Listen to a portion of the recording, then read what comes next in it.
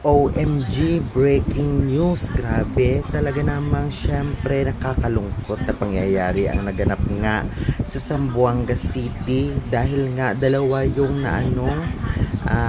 mag-aaral at siyam naman yung alam nyo na, bawal kasi sabihin dito sa YT at baka tayo ay um, mapagalitan. Well, grabe, mag-comment lamang po tayo sa mga nangyayari dito sa Pilipinas.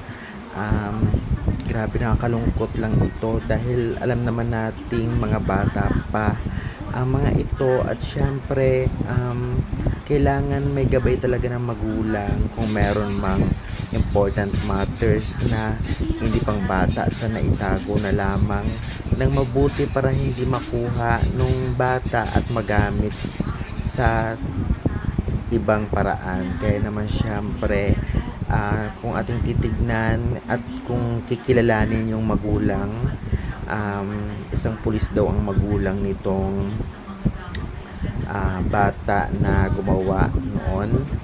At syempre na alis na nga sa pwesto yung pulis dahil syempre sa kapabayaan, dahil kung saan saan lang nilalagay at nakuha ng bata yung gamit. Grabe talaga. At syempre nakapag-live pa nga yung bata. Talaga may kita nga natin na naka-live stream siya habang ginagawa niya yung mga bagay na yon. Grabe, parang hindi natin akalain na may ganun pala. Hindi ba siya kinakabahan noon? At hindi lang yan dahil nga habang naka-live siya parang wala lang, parang sa Roblox daw, parang sa trending, sumabay sa trending ganon. Hindi natin alam yung mga nasa isip ng mga bata. At syempre hindi lang yan guys, napakatalinong bata daw nitong gumawa sa Zamboanga High School. Talagang 95 point something percent ang kanyang general average. Grabe, napakataas. At masasabi natin bakit niya nagawa ang mga bagay na yon. Talagang nakakalungkot lang isipin.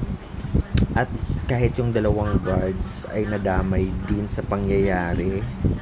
Kaya syempre siguro pag pakita ng mga gamit before pumasok sa school, pag-check ng guards, yun na nang makita, yun yung ginawa, unang ginawa na yung karumaldumal. At syempre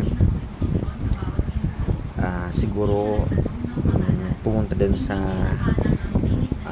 taas dahil building yun kasi Ateneo High School mukhang mataas sa paaralan din, private school yan. Hindi sa pag medyo may mga kaya yung mga tao, diba? Yun guys. At syempre nakakalungkot ng ating titignan yung sa live stream.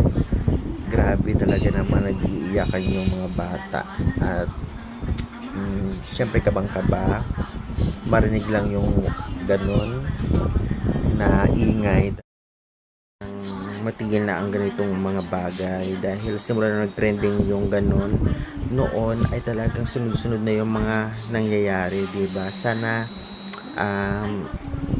ma-resolbahan or ma-solve na yung ganitong problem sa mga bata, especially syempre nakakakaba naman para sa mga estudyante na pumapasok sila araw-araw tapos ganun yung nababalitaan, diba?